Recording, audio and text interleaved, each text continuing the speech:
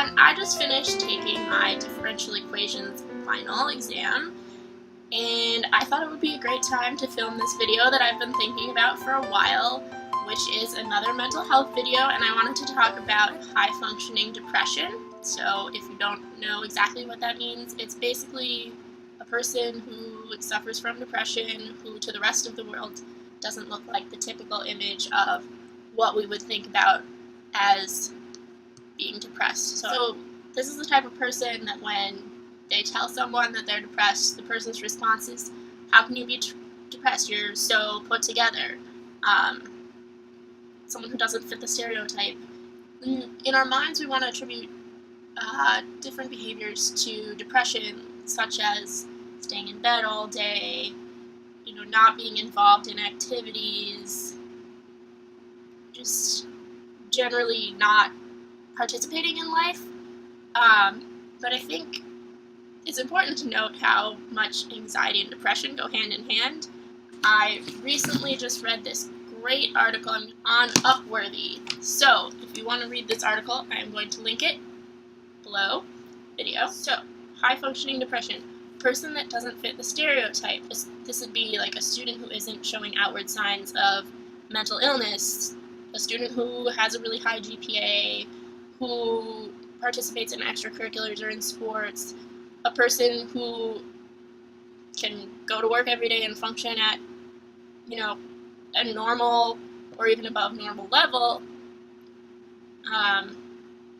These are all people that can be depressed, and that is actually very dangerous when you think about it, because if you are obviously depressed, someone is probably going to say something to you and be like, hey, are you okay?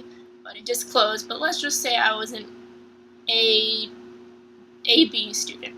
Okay, so I was also on the swim team, on the math team. I was on the board of like 3 different clubs. I was involved in everything. I had a job. I was busy. I was doing a lot. And I was depressed. I had anxiety. None of my friends knew. If you want to know more about that story, that's my first video in this series.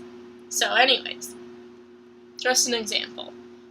But why is this a problem when the person knows they have depression, they are a high-functioning person with depression? Well, because you don't want to tell your boss, your teacher, your professor, you have depression. Because we still live in a world where not everyone believes that depression is an actual illness, or believes that any mental illness is an actual illness. People who don't know much about it or who don't believe in it tend to judge it a little bit, and so as a high-functioning depressed person, there is a fear of facing discrimination as a result of sharing this information. As you can see, my calculus final has drained my brain. Oh well. Okay, so high-functioning depression is dangerous because people aren't going to know you have it. High-functioning depression is frustrating for those who are diagnosed with depression but who are also high-functioning, because it's scary to tell people. I have only told one of my professors about my anxiety and depression.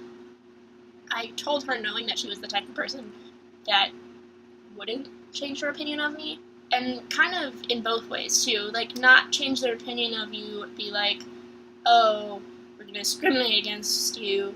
But some people are like, oh my gosh, you must be so strong for overcoming that, whatever, and all the pity. And it's like, no pity. Just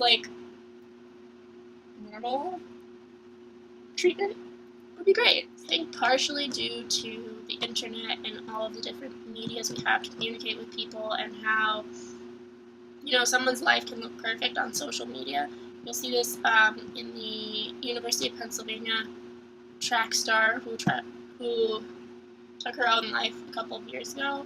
A lot of things that were being said was she was, so involved. She was in track. She was in Ivy League school. Her social media looked good. She had friends.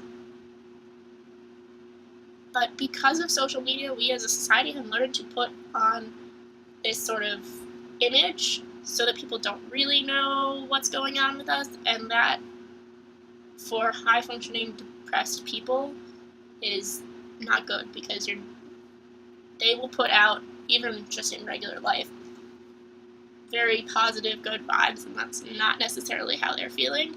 So I think we need to sort of be aware of that and be aware of how the messages we're getting from social media may not be like the actual ways people are feeling, especially because often we say like, oh, everyone's having such a good time, I'm not. That can really contribute to depression. If you like are kind of on the spectrum, it can make it way worse. And there's this whole new field of research called Facebook depression. So if you want to look that up, if you are a person with high functioning depression, I haven't really told a lot of people, so I can't say go out and tell people.